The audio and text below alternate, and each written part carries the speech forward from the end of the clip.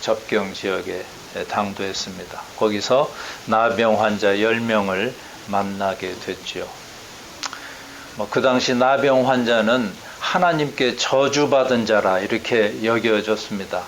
율법의 나병 환자는 부정한 자라 이렇게 규정하고 일반 사람들과 가까이 할 수 없게 격리시켰죠. 그래서 이 10명의 나병 환자들은 예수님께 바짝 다가오지도 못하고 멀리서 외쳤습니다. 예수 선생님이여 우리를 불쌍히 여기소서. 이 병은 성대도 못 쓰게 만드는 병입니다. 큰 소리도 낼 수 없는 사람들이 이제 있는 힘을 다해서 외치는 겁니다. 우리는 선생께서 갈릴리 지역에서 각색 병자를 고쳐주신 줄 들어 알고 있습니다. 우리도 고쳐주세요. 예수님은 그들을 측은히 여기시고 또 고쳐주셨습니다. 가서 제사장들에게 너희 몸을 보이라. 이렇게 이 말씀만 하셨죠. 말씀으로 이 세상을 지으신 하나님께서 이제 또 말씀 한마디로 그 몹쓸 병을 고쳐주신 것입니다. 그래서 그 사람들은 이제 제사장에게 보이러 가다가 자신들이 깨끗해진 것을 깨달았던 겁니다. 이제는 그 나병, 그 한센씨 병이 치유가 가능하지요. 근데 예전에 그 약이 나오기 전에는 하루아침 자고 나면 손가락과 발가락에 마디가 하나씩 떨어져 나갑니다. 그 육신의 고통이 얼마나 괴롭겠습니까마는 천벌을 받아서 이 지경이 되었다고 하는 마음의 고통은 또 얼마나 컸겠습니까? 그래서 나병 환자 시인인 하나운 씨는 이렇게 슬픔을 표현하였습니다. 아니올시다 아니올시다 정말로 아니올시다. 사람이 아니올시다 짐승이 아니올시다. 하늘과 땅과 그 사이에 잘못 도단한 버섯이 올시다. 버섯이 올시다. 이와 같은 고통 중에 있던 사람들이 예수님의 한마디에 새롭게 변한 것입니다. 나병에 걸렸던 사람들이 나았습니다. 문드러진 온 몸에 새살이 돋았습니다. 이 굉장한 은혜를 받지 않았습니까? 그런데 10명 중 1명, 그것도 사마리아인, 이 사마리아인이라 하면은 유대인들이 같은 피를 나눈 자들이지만은 그 이방인과 피를 나눴다고 해서 개보다도 못하게 여긴 그런 사람들이었죠. 그 사마리아인 하나가 예수님께 돌아와서 감사를 드렸습니다. 예수님 말씀에 그 9이 어디 있느냐 이렇게 찾죠. 10사람이 다 깨끗함을 받지 않았느냐? 그 9은 어디 있느냐? 그 9도 예수님 명령대로 제사장에게 가던 중 자기 몸이 깨끗해진 것을 알았겠지요. 그랬지만 그들은 예수님께 돌아가지 않았습니다. 자기 갈 길을 그냥 계속 가고 말았습니다. 이 굉장한 하나님의 은혜를 받고서 금방 잊었다는 사실을 우리는 놀라지 않을 수가 없습니다. 10 중에 9은 육신의 고통에서 건짐은 받았으나 진정한 영혼의 구원은 받지 못했습니다. 그 사실이 우리를 슬프게 합니다. 이 세상에는 저 9의 그 나병 환자와 같이 은혜 받은 자는 많은데 구원 받은 자는 적습니다. 왜 그럴까요? 그들이 영혼의 구원을 받으라는 것이 예수님의 뜻이었으나 그러나 그들은 영생의 축복에는 관심이 없고 단지 육신의 고통이 없어진 것만으로 만족하고 말았기 때문입니다. 하나님은 언제나 은혜의 강물을 흘려주시고 하나님은 언제나 인간을 향해서 부르시건만 어찌된 영문입니까? 너희는 여호와를 만날 만한 때 찾으라. 가까이 계실 때 그를 부르라. 악인은 그의 길을, 불의한 자는 그의 생각을 버리고 여호와께로 돌아오라. 이런 하나님의 초청을 인간들은 어찌하여 외면하는 것입니까? 우리 인간의 눈은 이 세상뿐만 아니라 저 영의 세계까지 보라고 주신 눈입니다. 짐승들처럼 땅만 보고 다니라고 주신 눈이 아닙니다. 하나님을 바라보라고 만드신 눈이라는 말씀입니다. 그러나 많은 이들이 이 보배를 보배로 여기지를 않습니다. 기껏 구한 것이 예수 선생님이여 이 병을 고쳐 주소서입니다. 육신의 구원만 생각했지 영의 구원에는 도무지 관심이 없었습니다.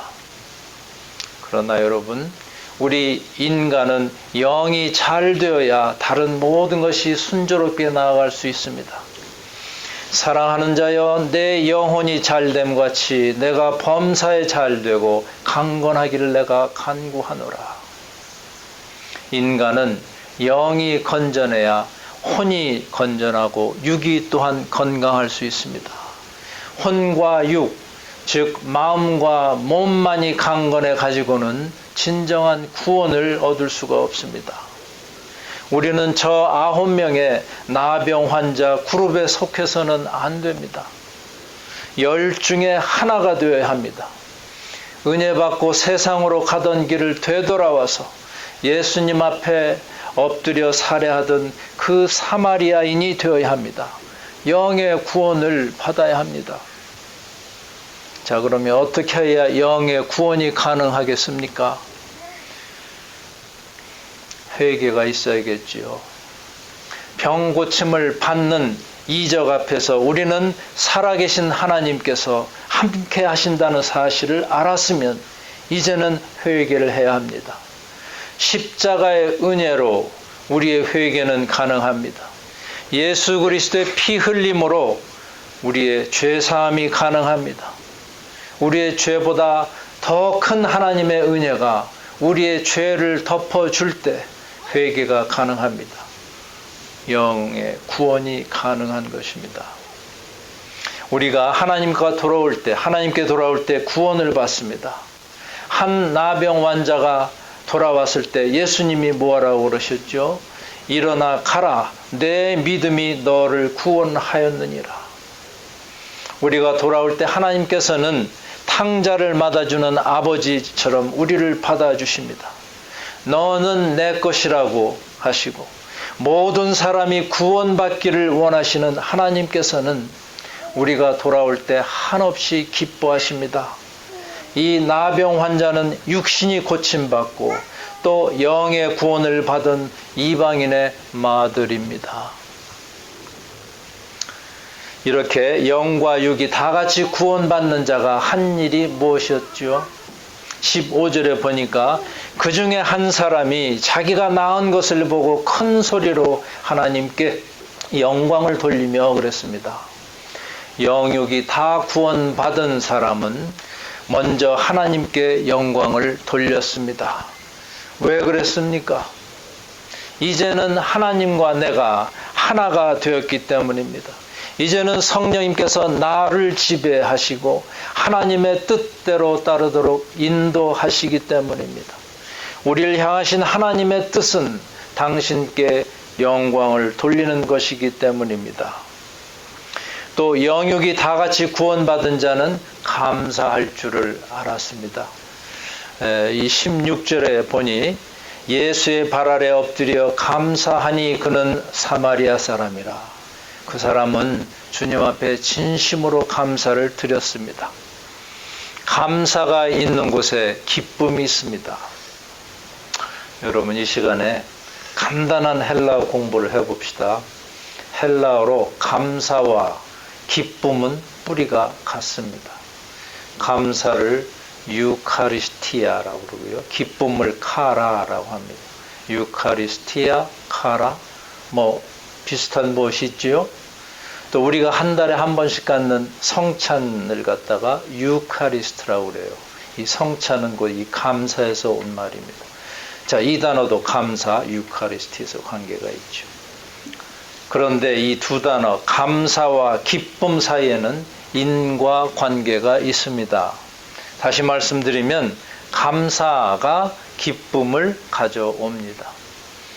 얼핏 생각하면 사람이 기뻐서 감사하는 것 같지요? 아닙니다. 그 반대로 감사하며 살기 때문에 기뻐하는 것입니다. 우리는 감사할 때 진정한 기쁨이 있고 행복을 느낍니다. 우리가 꼭 기억해야 할 진리입니다. 그런데 은혜를 받은 자는 많으나 감사하는 자는 적습니다. 10명이 똑같이 은혜를 받고 병이 나았는데 그 9은 어디로 간 것입니까? 그들은 받은 은혜만큼 감사하지 못했습니다. 감사하지 못했으므로 진정한 기쁨이요 참 행복을 얻지 못했습니다. 부모의 은혜에 감사하지 못하는 자녀의 삶이 과연 기쁨으로 가득 찰까요? 친구의 은혜에 감사하지 못하는 사람의 삶에 과연 기쁨이 넘치겠느냐 말입니다. 하물며 하나님의 은혜에 감사하지 못하는 사람의 삶 속에 어찌 기쁨이 충만하겠습니까? 하나님께 감사하지 못하는 사람은 절대로 그 삶이 윤택하지 못합니다. 하나님께 감사하지 못하는 사람은 절대로 성령의 열매를 보일 수가 없습니다. 하나님의 은혜에 감사할 줄 모를 때 우리는 어떻게 될까요? 겨우 형식적인 종교 행위를 할 뿐입니다.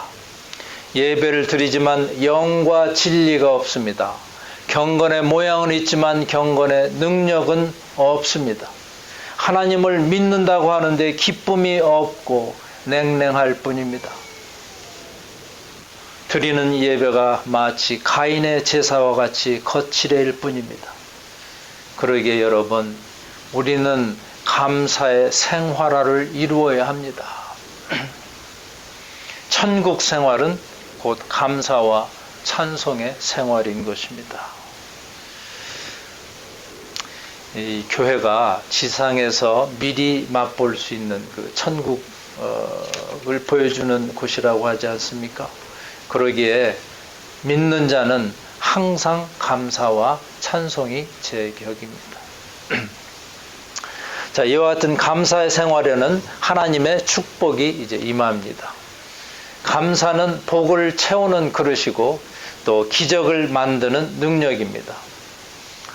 한번 말씀을 보시죠. 예수님의 감사 기도를 한번 살펴보면 예수님은 오병이어를 가지시고 제일 먼저 하신 일이 하늘을 우러러 감사 기도를 드리셨습니다. 그때 5,000명을 먹일 수 있는 기적이 일어났죠. 또 예수님은 죽은 지 나흘 된 나사로의 무덤 찾아가서 돌문을 옮겨놓게 하고 하신 일이 감사 기도였습니다. 감사 기도를 드릴 때 죽은 자가 걸어 나오는 기적이 일어났던 것입니다. 불평하는 눈으로 보면 이 세상에는 불평할 것이 수두룩합니다. 그러나 감사한 눈으로 보면 우리 주변의 모든 것들이 감사할 조건입니다. 여러분들은 어떠한 감사 조건들을 찾아보시겠습니까? 일본의 나병 환자의 어머니라 불리는 다마키 여사는 나병 환자들을 돌보는 그 요양원을 만들고 그들을 돌보다가 자신도 같은 병에 걸리고 말았습니다. 이 다마키 여사의 일기에는 이런 내용이 적혀 있습니다. 육의 눈이 가려지고 영의 눈이 열려 감사하다. 눈썹이 빠지면서 눈썹의 고마움을 깨달았다. 눈썹이 없으면 먼지가 눈에 들어가 이렇게 괴로울 줄은 미처 몰랐다. 하나님께서 눈을 지켜주시려고 눈썹을 주신 것처럼 나에게 병을 주어 감사를 알게 하시고 영생을 보게 하셨다. 여러분의 감사 조건은 과연 무엇입니까? 의식주가 넉넉해야 감사한 마음이 드시나요? 나의 지성과 감성과 의지의 활동이 내 뜻대로 될 때야만 감사하겠습니까? 육신이 건강하고 또 평안할 때라야 감사하시겠습니까? 범사에 감사를 하셨는데 혹시 범사에 짜증내는 삶은 아닙니까? 여러분, 우리는 하나님께 민감할 때 감사의 조건이 늘어납니다. 우리가 영적일 때 육적인 슬픔도 기쁨으로 변할 수가 있습니다. 시편 30편 11절에서 기자가 이렇게 고백을 합니다. 주께서 나의 슬픔을 변하여 춤이 되게 하시며 나의 베옷을 벗기고 기쁨으로 띄우셨나이다.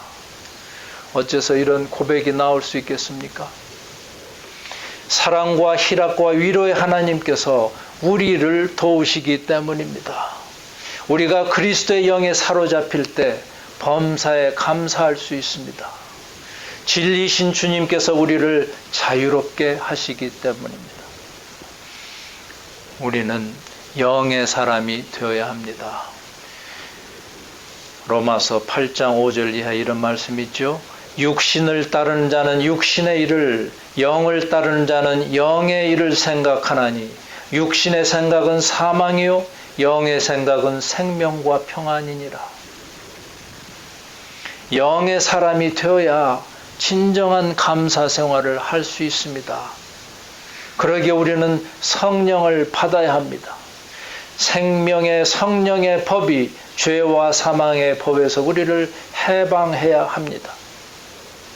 그런데 성령을 받고 거듭났다고 하는 사람들도 대부분이 그리스도 안에서 자유를 제대로 누리지 못하고 있습니다.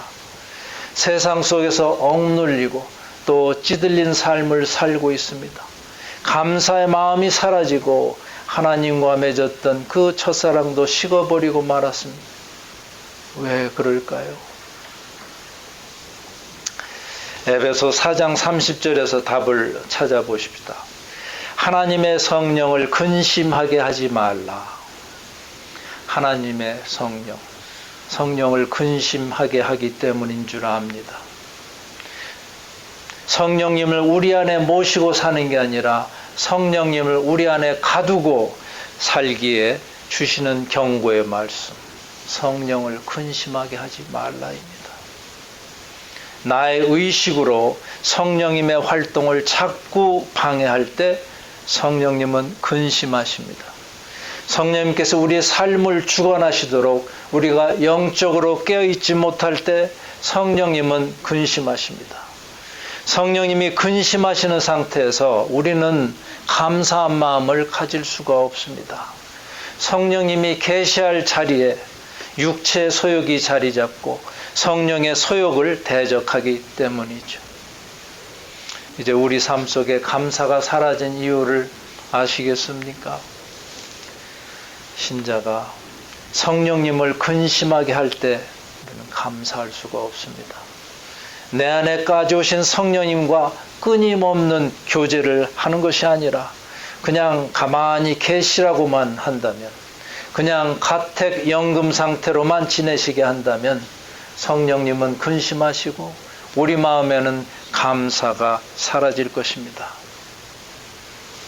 주님은 지금도 감사한 마음을 잃어버린 그 아홉이 어디 있느냐 하시면서 찾고 계십니다.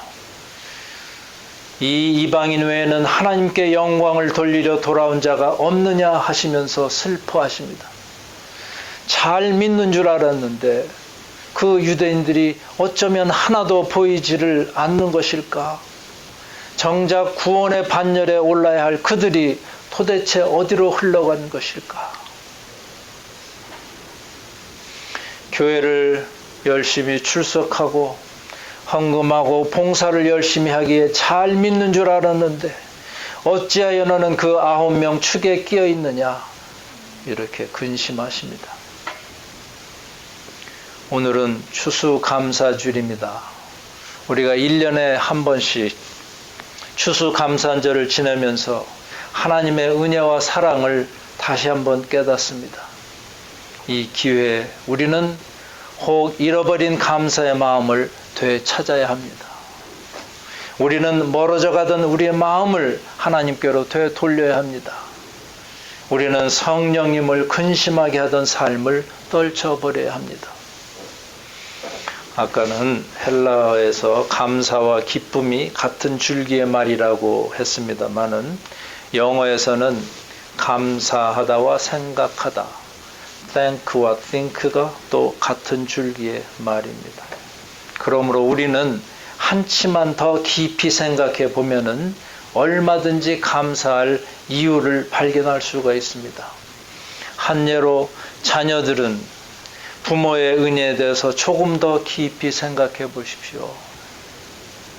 때로는 매를 들면서까지 간섭하시는 부모님이 그저 귀찮기만 한 존재입니까? 부모의 꾸지람 속에서도 감사할 조건을 발견할 수 있는 자녀이면은 그 사람은 될성 부른 나무입니다. 하나님께서는 우리에게 하나님께 순종하고 감사하는 법을 먼저 배우라고 가정을 허락하셨습니다. 부모에게 먼저 감사할 때 하나님께도 감사할 수 있습니다. 부모에게 불순종하는 것은 곧 하나님께 불순종하는 것입니다.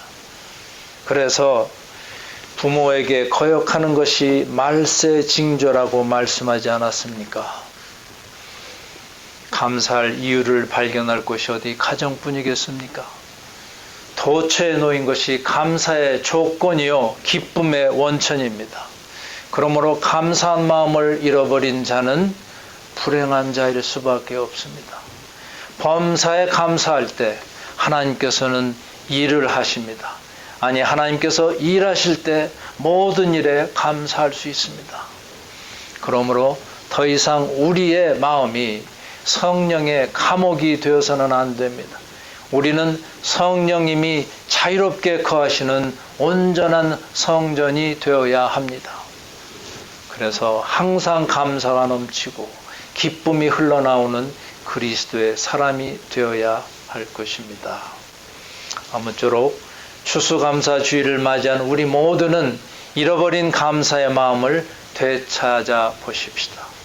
그리하여 기쁨과 평강의 삶을 이루고 그 삶 자체가 하나님께 영광을 돌려드리는 그 복이 임할 수 있기를 간절히 기원합니다. 기도드리겠습니다. 하나님 아버지, 이 추수감사주일에 주님께서 감사할 줄 몰랐던 자들에게 그 아홉은 어디 있느냐 하시며 찾으십니다. 우리 삶 속에서 그 많고도 놀라운 일을 하시는 하나님을 온전히 섬기지 못하는 우리는 그 몹쓸 나병을 치유받고도 돌아오지 않았던 그 9명과 다를 바가 없습니다. 저에게 감사가 있게 하소서. 구원받은 자의 표지가 선명하게 하소서. 하나님께 감사하는 생활 속에 신령한 기쁨이 넘치게 하소서. 영의 사람이 되어 감사의 조건에 민감한 자가 되게 하소서. 그리하여 온 삶이 하나님께 영광 돌리게 하옵소서. 예수님의 이름으로 기도드립니다. 아멘.